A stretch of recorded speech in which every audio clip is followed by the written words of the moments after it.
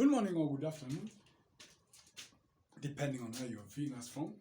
My name is Professor Duke Orata. We're continuing with our lecture series in thermodynamics. Today we look at steam engine. Today we look at steam engine. You know, when you're dealing with, for example, small power plants, yes, you can work with steam turbines, but sometimes it's very inefficient.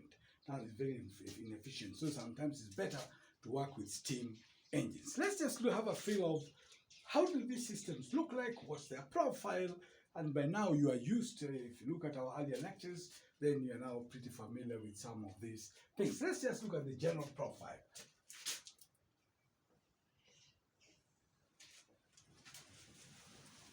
Pressure, and this is, of course, is our volume axis. We say pressure is force per unit area, volume is area times length, so the areas cancel, you put displacement, so whatever is represented is basically work. Now, let's just look at a general profile.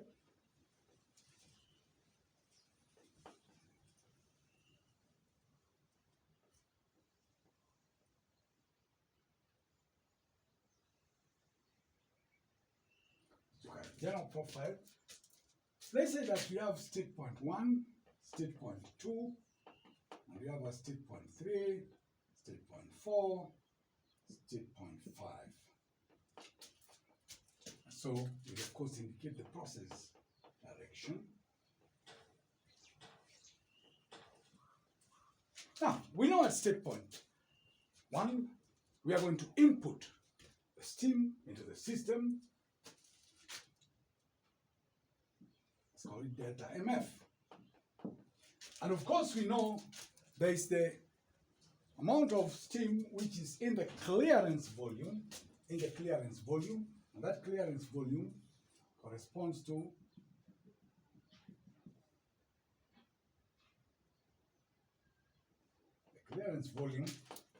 that marking there. That's the clearance volume. So there we have that mass steam delta MC. And at step 2, at point 2,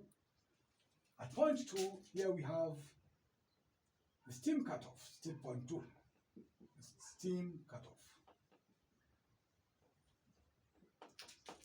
And that particularly is a very important process, because if you're going to cut off steam, let's just have another assisting diagram here. Let's just have another assisting diagram here.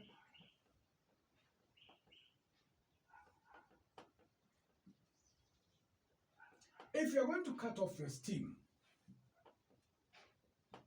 a little bit earlier, you'll do less work. Remember, you are the engine, the driver is the high pressure steam. So if you cut it off, of course, you are not going to do work, because remember, it's the high pressure steam which will be, the pressure will be decreasing in the process. And of course, there will be the expansion. That's simple Boyle's law. Pressure is inversely proportional to volume. So if you cut off the steam early, you'll do less work than if you let it continue later. So more work and cut off later. Less work when cut off is early. But of course, if you have to let the pressure fall to the condenser pressure, because remember, we have this pressure, which you can call the steam pressure, and call that one the condenser pressure.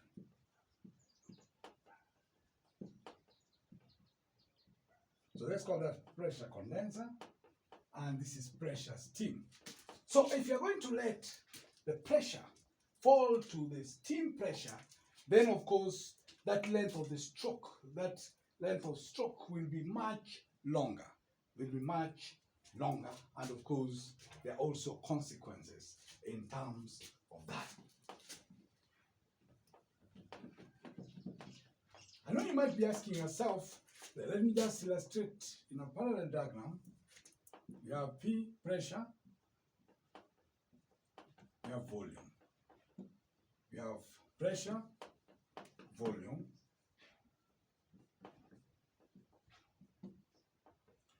and we are just saying we have that type of a system, and we're just saying that if you let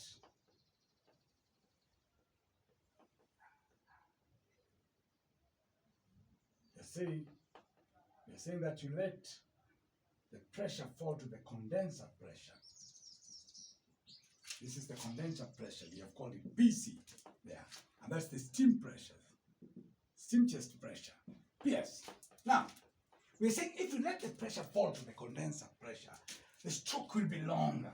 The stroke will be longer. And what does that do? That affects the mean effective pressure. So longer stroke will affect the mean effective pressure.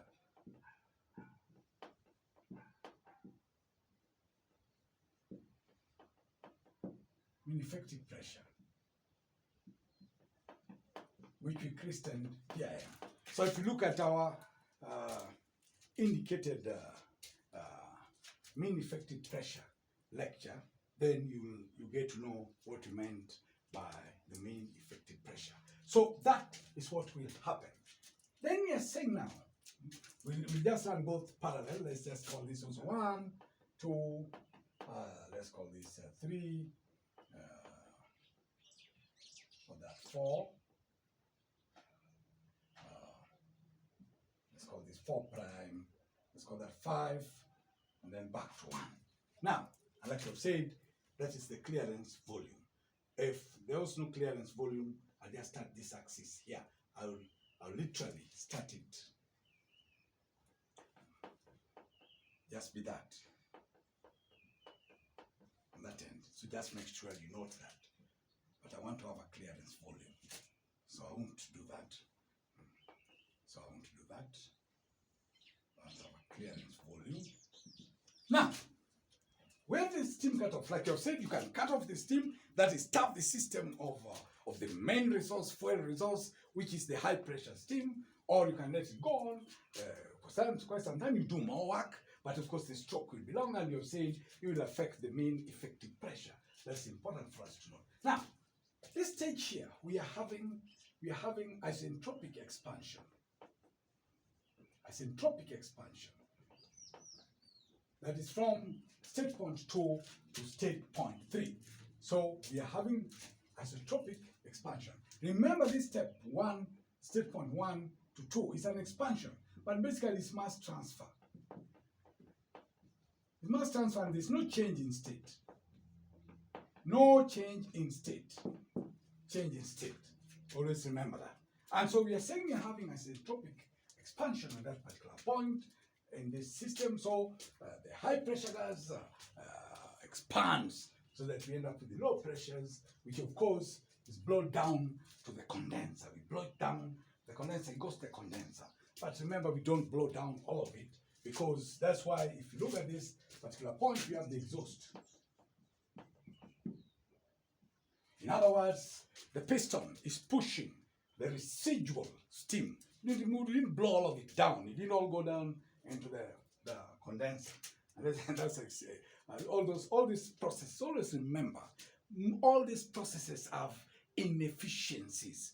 Inefficiencies caused by many things, many reasons, both structural and physical. It's all manner of reasons, but it's very difficult. Each process. In fact, if you did the collective inefficiency per step, then you'll come up with a totally different picture. You'll see why the indicated work is basically not the same as the work which you actually get. Now, so we have the exhaust process here.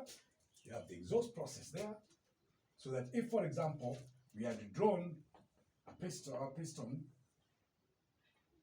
pistons, here this will probably corresponds to the bottom dead center, and here will correspond